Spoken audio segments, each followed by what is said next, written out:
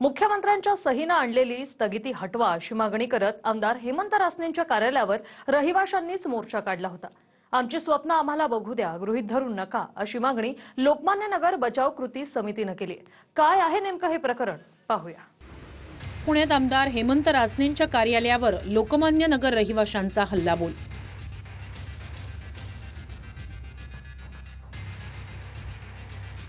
आमची स्वप्न आम्हाला बघू द्या, गृहीत धरू नका, रहिवासी संतप्त। लोकमान्य नगरच्या विकासासाठी मी प्रयत्नशील, हेमंत रासने।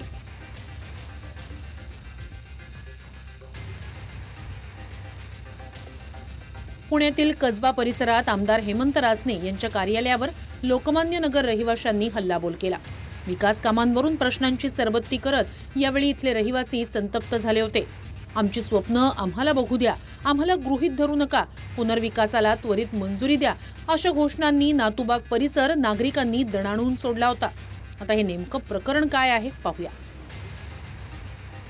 रासनेंच्या कार्यालयावर मोर्चा काढण्याचं कारण काय?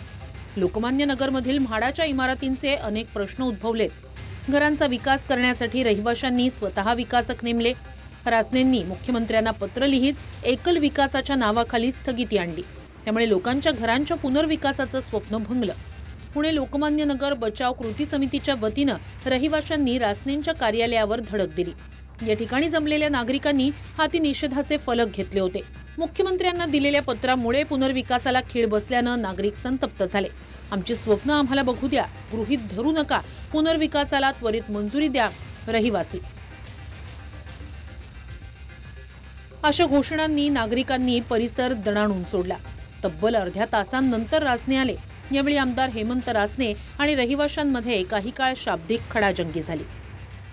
आम्हाला कुणी गृहीत धरलं नाही, याच्या पुढे कुठली गोष्ट करायची असेल तर आम्हाला विचारल्याशिवाय आमची स्वप्न आम्हाला बघू द्या, आमची स्वप्न आम्हाला बघू द्या। एवढे कुणी म्हणून असतील त्यांनी सुद्धा हे सगळे निरोप द्या की आमची स्वप्न आम्हाला बघू द्या।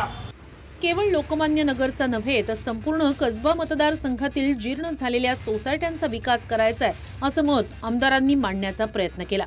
परंतु इतर भागाचा आम्हाला काही सांगू नका, केवळ लोकमान्य नगर रहिवाशांचे प्रश्न वेगळे आहेत, त्यामुळे आम्हाला आमचा विकास करू द्या आणि स्थगिती हटवा अशी स्थानिक रहिवाशांनी ठाम भूमिका घेतली।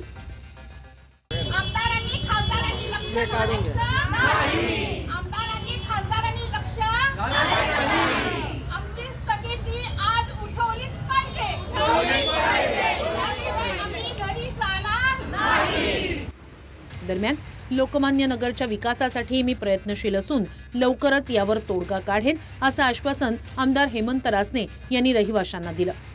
लोकमान्य नगर हा म्हाडाची वसाहत असणारा प्रकल्प 1961-66 मध्ये त्या ठिकाणी झाला। 66 नंतर तिथं एकूण 803 नागरिक या ठिकाणी तिथं युनिट आहेत, लोक राहतात। आता त्याची पूर्ण दुरावस्था झालेली आहे। तिथं लवकरात लवकर पुनर्विकास होणं हे आवश्यक आहे। मी जे 14 प्रकल्प मुख्यमंत्री साहेबांना दिले त्याच्यातील हा प्रकल्प एकात्मिक विकास आराखडा व्हावा या दृष्टिकोनातून मी प्रयत्नशील होतो। अजूनही मला यांचे कोण कुठल्या बांधतात याच्याची मला काही घेणं देणं नाही। योगेश बोरसेसह प्रदीप कापसे, TV9 मराठी, पुणे।